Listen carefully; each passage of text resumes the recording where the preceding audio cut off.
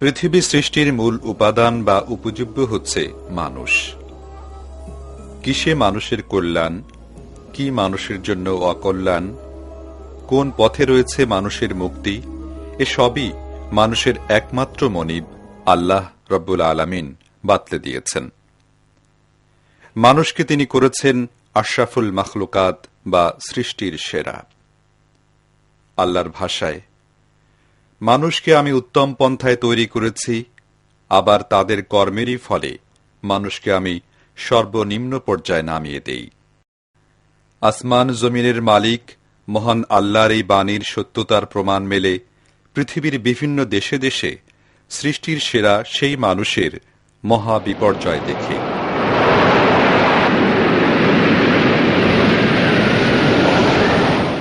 পৃথিবীর ইতিহাস থেকে জানা যায়, সেই প্রাচীনকাল থেকে বর্তমান সময় পর্যন্ত বিভিন্ন প্রেক্ষাপটে মানুষের উপর নেমে এসেছে নানা দুর্যোগ, নানা বিপর্যয়।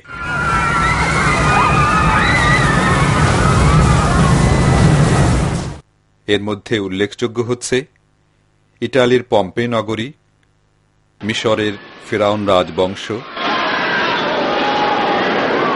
হযরত নূহ আলাইহিস সালামের অবাধ্য সম্প্রদায়, ডেড সি বা মৃত সাগর এবং দক্ষিণ এশিয়ার সুনামি।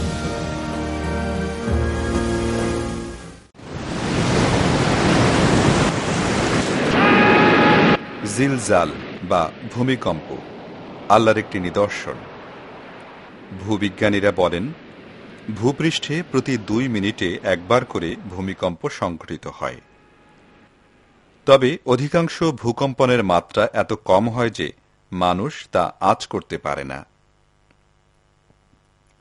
সকল ক্ষমতার মালিক আল্লাহ পৃথিবী ও এর উপরিভাগে যা কিছু আছে তা যদি ধ্বংস করে দিতে চান, তবে একটি শক্তিশালী ভূমিকম্পই যথেষ্ট। কারো কারো ধারণা, আধুনিক গবেষণা ও উন্নত প্রযুক্তি ব্যবহারের মাধ্যমে এই ধরনের বিপর্যয় ঠেকানো যায়। তাদের এই ধারণা যে একদম ভ্রান্ত, তার উজ্জ্বল দৃষ্টান্ত হচ্ছে জাপানের এই শহরটি। এই শহরটি জাপানিরা সকল ধরনের আধুনিক প্রযুক্তি ব্যবহারের মাধ্যমে নির্মাণ করেছিল। শহরের সকল স্থাপনা বা ভবন ছিল ভূমিকম্প প্রতিরোধক। তারা ভূমিকম্প পূর্ব সতর্কীকরণ ব্যবস্থাপনার জন্যই ব্যয় করেছিল শত শত মিলিয়ন ডলার। কিন্তু তাদের সকল আশা ও স্বপ্ন ব্যর্থ হয়ে যায় 2000 সালের 23 আগস্ট 12.59 মিনিট স্থায়ী 9.6 মাত্রার একটি ভূমিকম্প। কিছু বুঝে ওঠার আগেই মুহূর্তের মধ্যে তাদের সবকিছু লণ্ডভণ্ড করে দেয়। যে ভবনগুলি সম্পর্কে তারা গর্ব ভরে বলেছিল, যত শক্তিশালী ভূমিকম্পই হোক এর কোনো ক্ষতি করতে পারবে না, ভূমিকম্প সেই ভবনগুলোকে এমনভাবে চূর্ণ বিচূর্ণ করে দিল যেন তা কাগজ দিয়ে বানানো হয়েছিল।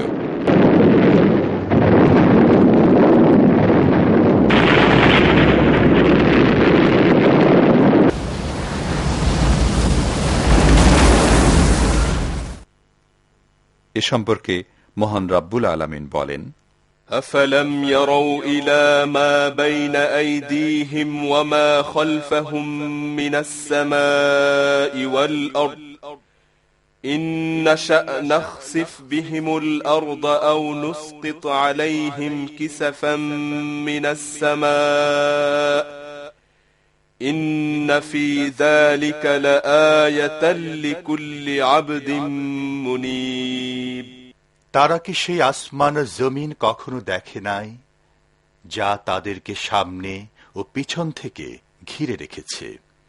আমরা ইচ্ছা করলে এদেরকে জমিনে গেড়ে দেব, কিংবা আসমানের কিছু টুকরো এদের উপর ফেলে দেব। মূলত এতে নিদর্শন রয়েছে এমন প্রত্যেক ব্যক্তির জন্যে যারা আল্লাহর দিকে রুজু থাকতে সব সময় প্রস্তুত থাকে।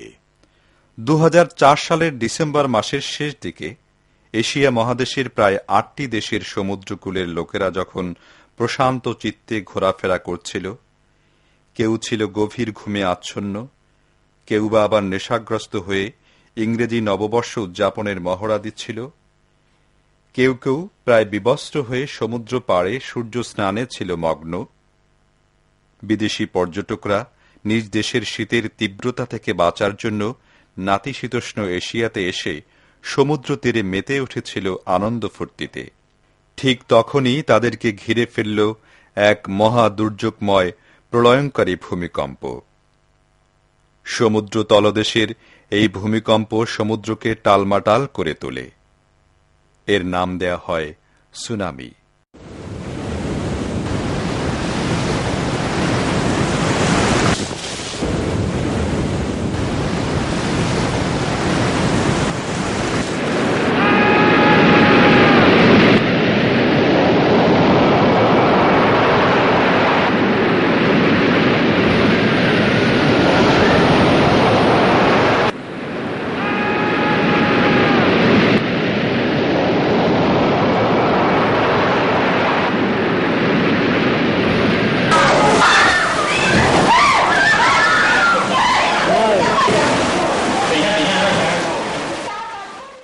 আকস্মিক এই ভূমিকম্পে লোকেরা ভীত সন্ত্রস্ত হয়ে ঘর থেকে রাস্তায় বেরিয়ে পড়ল।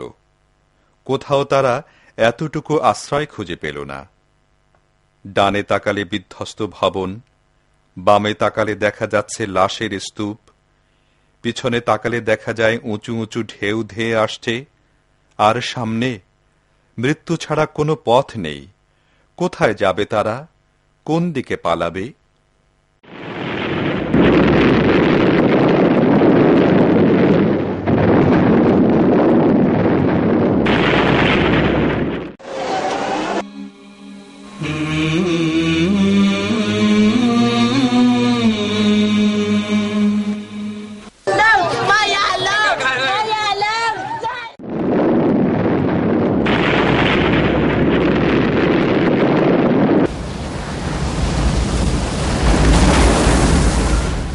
স্মরণকালের এই বিভীষিকাময় ঘটনায় ইন্দোনেশিয়ায় মারা যায় 2,02,800 জন, থাইল্যান্ডে 10,313 জন, ভারতে 20,500 জন, শ্রীলঙ্কায় 30,882 জন।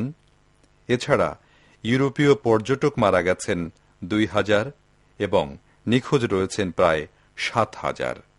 কোরআনে কারিমে বলা হয়েছে, قل هو القادر على أن يبعث عليكم عذابا من فوقكم أو من تحت أرجلكم বলো, তিনি তোমাদের উপর ঊর্ধ্বলোক থেকে কিংবা তোমাদের পায়ের নিচ থেকে যে কোনো আযাব পাঠানোর ক্ষমতা রাখেন।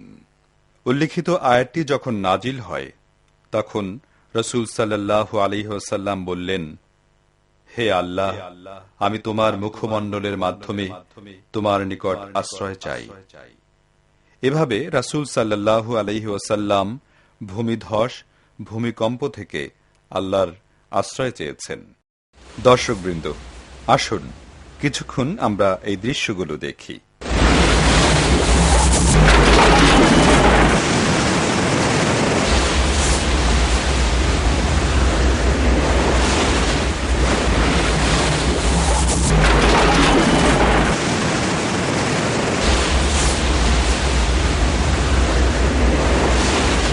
বাঁচাও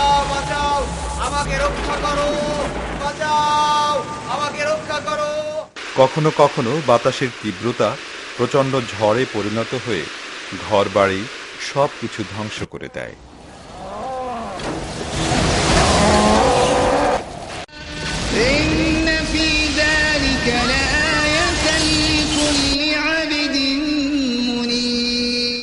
গাছপালা, বিদ্যুতের খুঁটি ইত্যাদি উপড়ে ফেলে।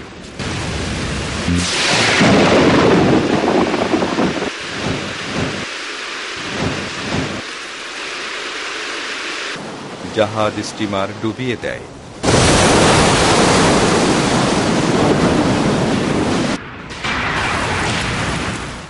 মানুষ এবং গাড়িগুলোকে শত শত মিটার দূরে নিক্ষেপ করে এবং এই জলোচ্ছ্বাসের সামনে মানুষ অসহায় হয়ে পড়ে।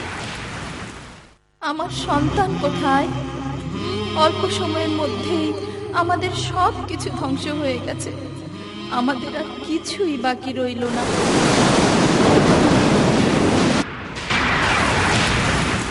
প্রলয়ঙ্কারী একটি ঝড় একটি আধুনিক শহরকে অল্প সময়ের মধ্যে ধ্বংসস্তূপে পরিণত করে দিল। শহরের অধিবাসীরা যে ভবনগুলোকে নিয়ে গর্ব করত সেগুলোকে মুহূর্তের মধ্যে মাটিতে মিশিয়ে দিল।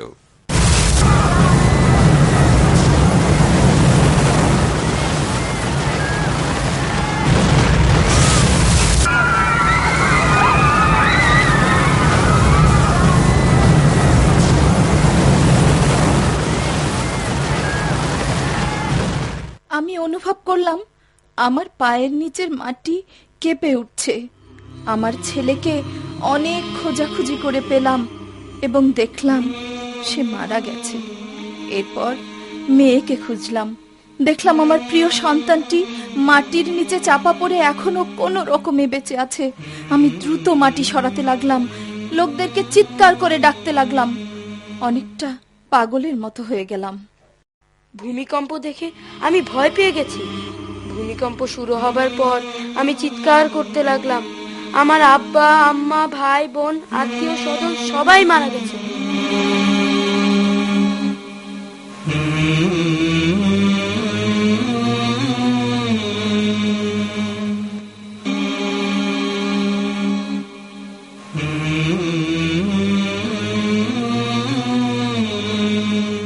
কোরআনে কারিমে বর্ণিত হয়েছে, أأمنتم من في السماء أن يخسف بكم الأرض فإذا هي تمور তোমরা কি ভুলে গিয়েছ সেই মহান সত্তাকে যিনি আকাশে রয়েছেন? তিনি তোমাদেরকে মাটিতে বিধ্বস্ত করবেন এবং এই জমিন সহসা হ্যাচকার টানে টলটলায়মান হয়ে কাঁপতে শুরু করবে। এই ধরনের ভয়াবহ একটি সুনামি 1896 সালে জাপানের কয়েকটি শহরে বা এলাকায় আঘাত হেনেছিল, যার ঢেউ 7 তলা পর্যন্ত উঠেছিল এবং এতে 26,000 লোক প্রাণ হারায়।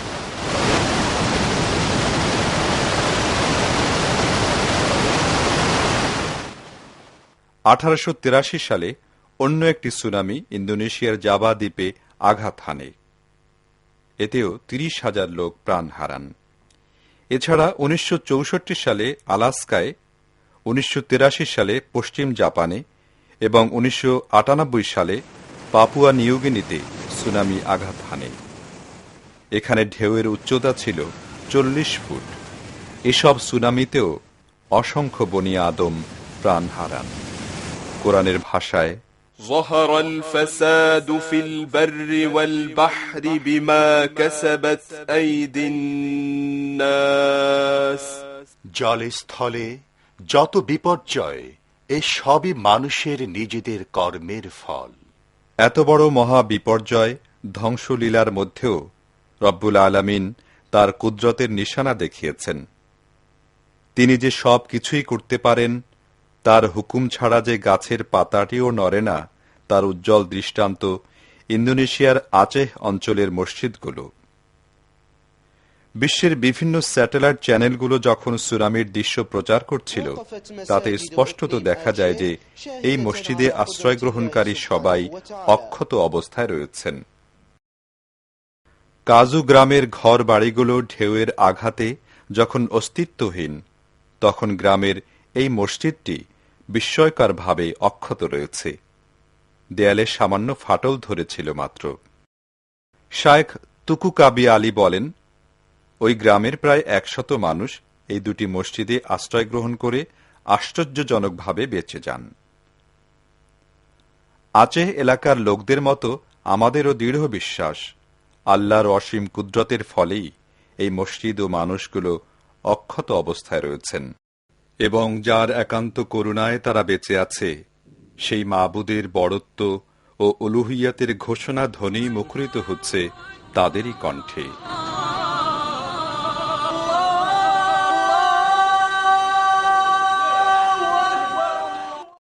ভূমিকম্প আল্লাহর নিদর্শন, জলোচ্ছ্বাস, বন্যা আল্লাহর সৈন্য। এগুলোর মাধ্যমে আল্লাহ অপরাধীদের শাস্তি দেন, তার প্রিয় বান্দাদের পরীক্ষা করেন, আর যারা বেঁচে যান তাদেরকে শিক্ষা দেন।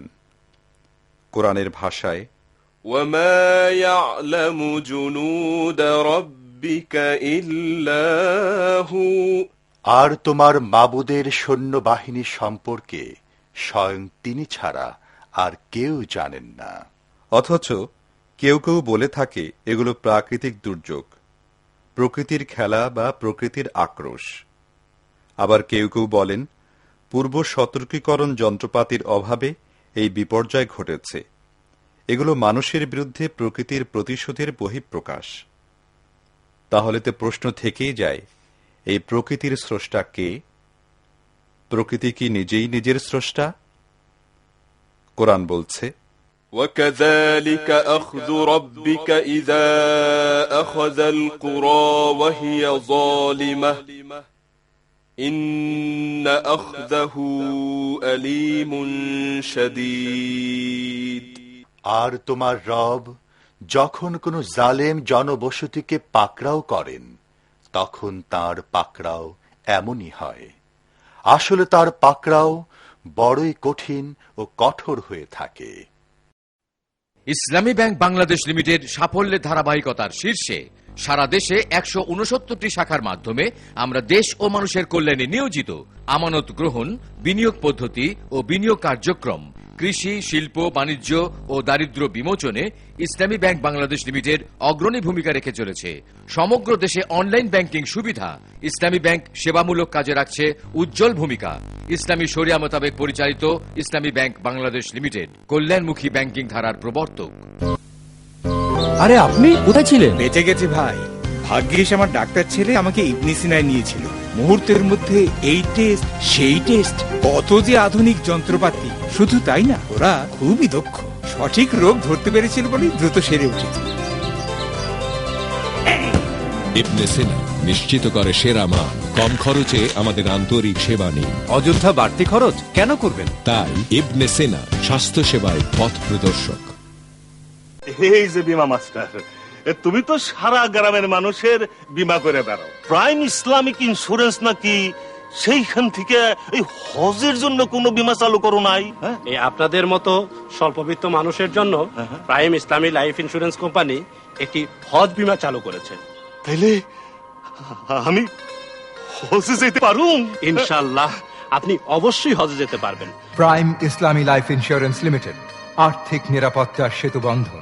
Islamic international school and college, অভিজ্ঞ শিক্ষক ও শিক্ষিকার তত্ত্বাবধানে ইসলামী ও আধুনিক শিক্ষার সমন্বয়।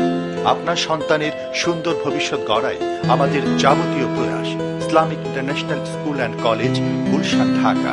ফোন 8815365365। জেক্স টেক্সটাইল, সিলেটের আলহামরা শপিং সিটি, চট্টগ্রাম ও খুলনা নিউ মার্কেট, রাজধানী ঢাকা সহ দেশের বিভিন্ন জেলার 80-টির অধিক শোরুমে আপনাদের স্বাগতম। শাড়ির জগতে বিশ্বস্ত নাম জেক্স প্রিন্ট শাড়ি। এছাড়া রয়েছে বেডশিট, লুঙ্গি সহ প্রয়োজনীয় কাপড়। জেক্স টেক্সটাইল প্রাইভেট লিমিটেড, ঢাকা।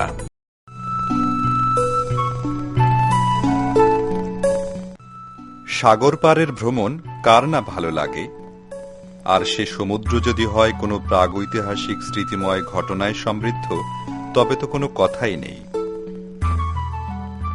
দর্শকবৃন্দ, এখন আপনাদের সামনে তুলে ধরব এমনই এক সাগরের ইতিকথা, যার গুরুত্ব বিশ্বের ইতিহাসবিদ ও প্রত্নতত্ত্ববিদদের কাছে অতীব তাৎপর্যপূর্ণ। এই সাগরের দৈর্ঘ্য ৮৮ কিলোমিটার, প্রশস্তে ১৬ কিলোমিটার, গড় গভীরতা মাত্র ৬ মিটার। আশ্চর্যের ব্যাপার হচ্ছে, এত অগভীর হওয়া সত্ত্বেও আজ পর্যন্ত এর নিম্নভাগের সঠিক নির্ণয় কেউ করতে পারেনি। জর্ডানের আকাবা বন্দর থেকে এই সাগরের দূরত্ব ১৬০ কিলোমিটার।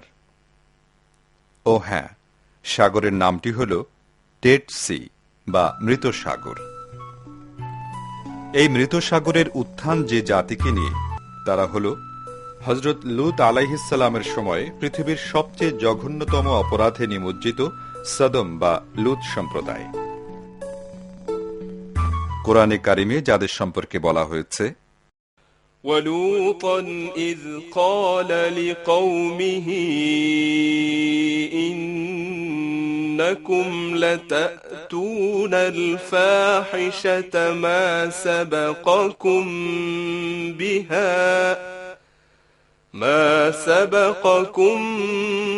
بِهَا مِنْ أَحَدٍ مِنَ الْعَالَمِينَ।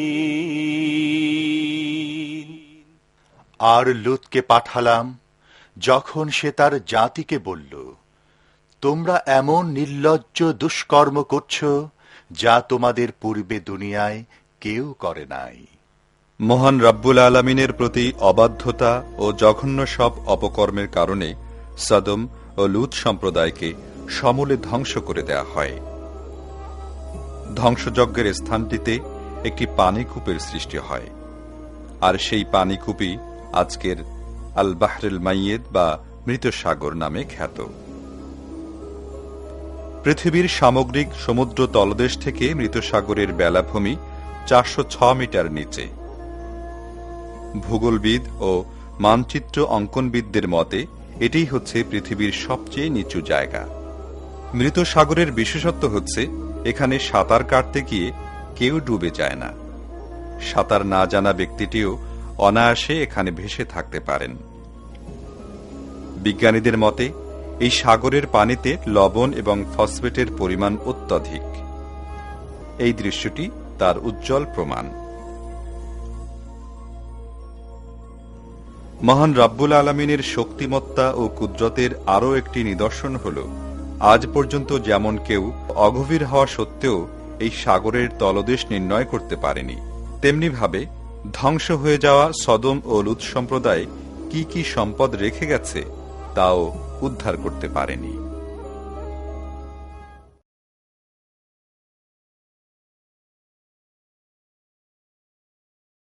نتلو عليك من نبأ موسى وفرعون بالحق لقوم يؤمنون। আমরা মূসা ও ফিরাউনের কিছু কিছু ঘটনা যথাযথভাবে তোমাকে শোনাচ্ছি এমন লোকদের কল্যাণ লাভের উদ্দেশ্যে যারা ঈমান এনেছে। প্রিয় দর্শক, মহান রব্বুল আলামিনের বাণীর সাথে কণ্ঠ মিলিয়ে আমরাও নবী রাসূলদের মধ্যে অন্যতম হযরত মূসা আলাইহিসসালাম এবং পৃথিবীর ইতিহাসের জঘন্যতম খোদাদ্রোহী শাসক ফিরাউনের কিছু কিছু ঘটনা আপনাদের সামনে উপস্থাপন করছি, যাতে এ থেকে আমরা শিক্ষা গ্রহণ করতে পারি। মিশরের রাজধানী কায়রোর অনতি দূরে ইস উস খুস নামক এই বাড়িতে হযরত মূসা আলাইহিসসালাম জন্মগ্রহণ করেন বলে ঐতিহাসিক সূত্রে জানা যায়। এলাকাবাসীর কাছে তাই এর গুরুত্ব অপরিসীম। বাড়ির ভিতরের এই কূপটিকে হযরত মূসা আলাইহিসসালামের মাতা ইউকাবাইন ব্যবহার করতেন। ঐতিহাসিকদের মতে হযরত মূসা আলাইহিসসালামের মাতা তার পুত্র মূসার জন্মের খবর ৩ মাস গোপন রেখেছিলেন এবং তিনি একাকী এই বাড়িতে বসবাস করতেন। কূপটির পাশের পরিত্যক্ত এই মসজিদটি সাক্ষ্য দেয় যে উসখুসের মানুষ এক আল্লাহয় বিশ্বাসী ছিলেন। হযরত মূসা আলাইহিসসালামের জন্মের আগ থেকে তৎকালীন মিশরে বাদশাহ রামসেস প্রথমের পুত্র দ্বিতীয় রামসেস গোটা রাজত্ব এলাকায় আল্লাহদ্রোহী একনায়কতন্ত্র কায়েম করেছিল। এই দ্বিতীয় রামসেসই ইতিহাসে ফেরাউন নামে পরিচিতি পেয়েছে, যদিও ফেরাউন হচ্ছে বংশীয় উপাধি বা খেতাব। এই দ্বিতীয় রামসেস বা ফেরাউন তার উপদেষ্টাদের মাধ্যমে জানতে পারে যে পৃথিবীতে অচিরেই এমন একজনের আগমন ঘটবে যে তার রাজত্ব ধ্বংস করে এক আল্লাহর রাজত্ব কায়েম করবে।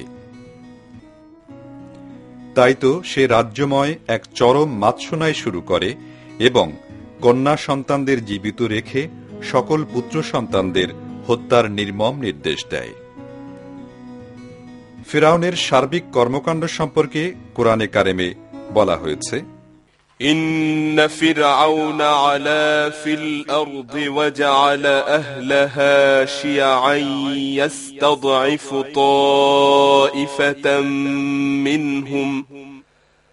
طائفة منهم يذبح أبناءهم ويستحيي نساءهم إنه كان من المفسدين।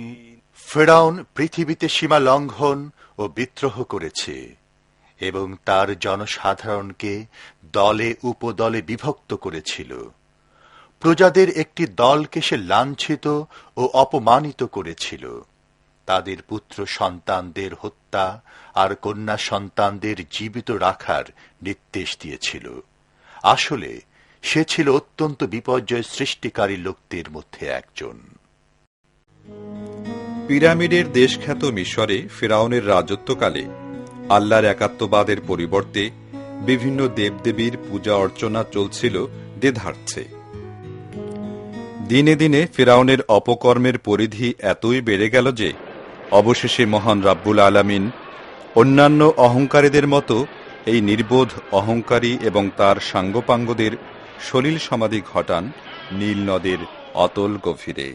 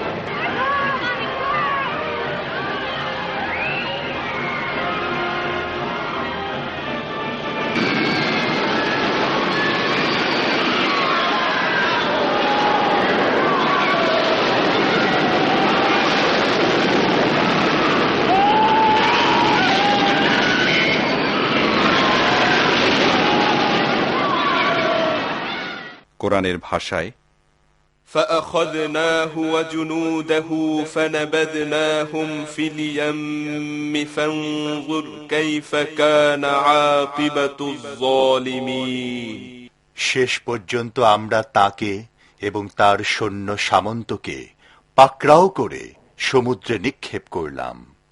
এখন দেখো এই জালেমদের পরিণাম কি হয়েছে।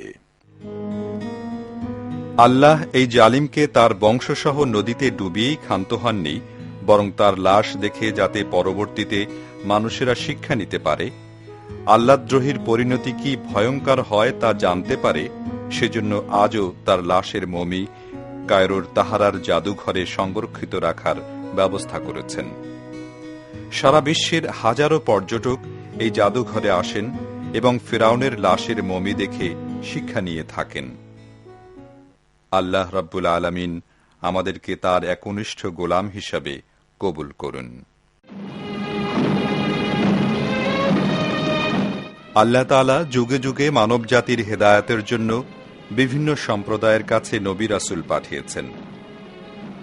এরই ধারাবাহিকতায় হজরত আদম আলাইহিসসালাম, হজরত ইদ্রিস আলাইহিসসালামের পর তৃতীয় নবী হিসাবে মহান রব্বুল আলামিন হজরত নূহ আলাইহিসসালামকে পাঠান তার সম্প্রদায়কে এক আল্লাহমুখী করার জন্য। হজরত নূহ আলাইহিসসালাম 480 বছর বয়সে নবুয়াত লাভের পর জুডি হিল বা জুডি পর্বতে বসে তার নবুয়াতি কার্যক্রম শুরু করেন। তার সম্প্রদায়কে তিনি অদ্দ, সুয়া, ইয়াগুস, ইয়াউক ও নসর দেবতাদের বাদ দিয়ে এক আল্লাহর গোলামি করার জন্য 470 বছর দাওয়াত দিলেও তারা নূহ আলাইহিসসালামের ডাকে সাড়া দিল না, এমনকি তার স্ত্রী পুত্রও না। এ সম্পর্কে কোরআনে কারিমে বলা হয়েছে, وَإِنِّي كُلَّمَا دَعَوْتُهُمْ لِتَغْفِرَ لَهُمْ جَعَلُوا أَصَابِعَهُمْ فِي آذَانِهِمْ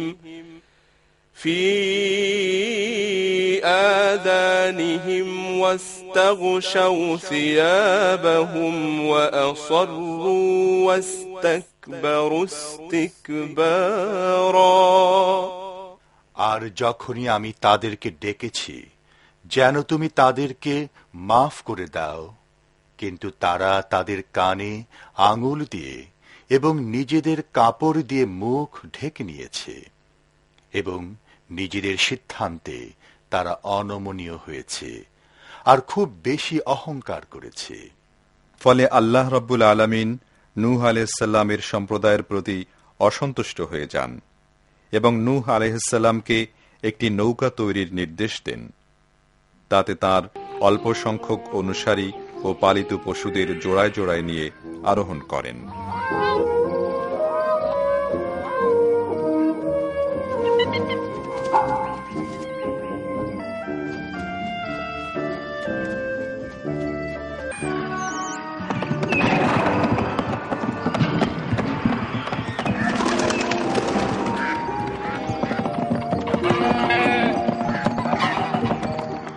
এরপর বিশ্বের একমাত্র রাজাধিরাজ মহান রব্বুল আলামিনের নির্দেশে পুরো এলাকায় এমন এক প্লাবনের সৃষ্টি হয় যা মানুষ কোনোদিন কল্পনাও করতে পারেনি।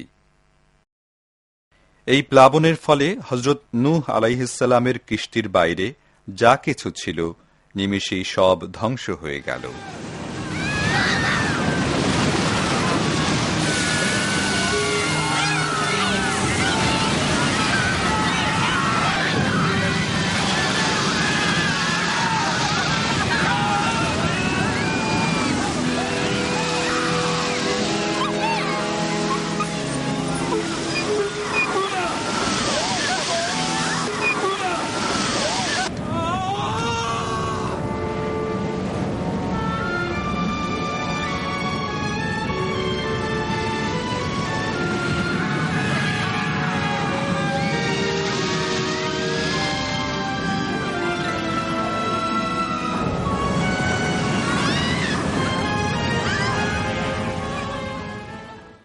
কোরআনের ভাষায় فأنجيناه وأصحاب السفينة وجعلناها آية للعالمين। পরে নূহ ও নৌকাওয়ালাদেরকে আমি বাঁচিয়ে দিলাম এবং এই ঘটনাকে দুনিয়াবাসীর জন্য একটি নিশানা বানিয়ে দিলাম। আর এভাবেই আস্থা করে নিক্ষিপ্ত হল পৃথিবীর ইতিহাসের আরেকটি অবাধ্য জাতি। এই পাহাড়টি দুনিয়াবাসীর জন্য আল্লাহর সেই নিদর্শন। ধারণা করা হয় এই পাহাড়েই হযরত নূহ আলাইহিসসালাম মহাপ্লাবনের পর সাথীদের নিয়ে আশ্রয় গ্রহণ করেছিলেন। আজ থেকে 2000 বছর পূর্বে ইটালির পম্পে নামক শহরটির গোড়াপত্তন হয়। 20,000 লোকের বসবাস এই শহরটিতে।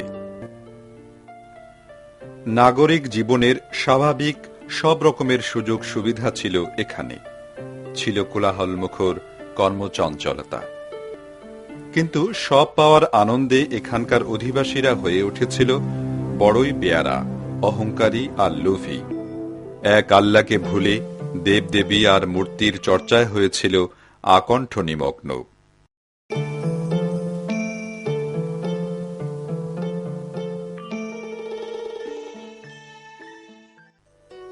অশ্লীলতা আর বেহায়াপনার চরম শিখরে পৌঁছে যায় তারা। তাই তো হঠাৎ করেই একদিন তাদের উপর নেমে আসে ভিসুভিয়াস থেকে নির্গত উত্তপ্ত গলিত লাভার স্রোত। মাত্র কয়েক মিনিটের মধ্যে পুরো নগরীটি চাপা পড়ে যায়। কিছু বুঝে ওঠার আগেই থেমে যায় পম্পেই নগরীর সকল কোলাহল। এভাবেই ইতিহাসের পাতা থেকে হারিয়ে যায় পৃথিবীর আরেকটি অবাধ্য জাতি, যা দেশ বিদেশের অসংখ্য পর্যটক দেখে থাকেন তাদের বাহ্যিক চোখ দিয়ে। কিন্তু একজন ঈমানদার এই দৃশ্য দেখবেন তার অন্তর্চক্ষু দিয়ে, আর শিক্ষা গ্রহণ করবেন অনন্ত জীবনের জন্য।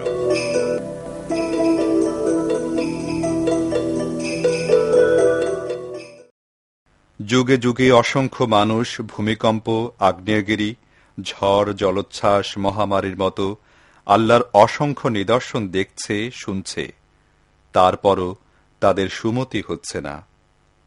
আল্লাহর অসীম ক্ষমতার পরিধি উপলব্ধি করতে পারছে না।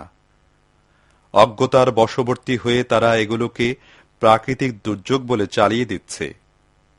আল্লাহর এই সব সৈন্যরা যখন কোথাও আঘাত হানে, তখন তারা যেন চিৎকার করে বলে, হে মানুষ, তোমরা তোমাদের মালিককে চিনো, তাঁর বিধানকে মেনে চলো। আসুন আমরা সবাই মিলে আল্লাহর অনুগত হয়ে চলি, জীবন সাজাই তারই রঙে।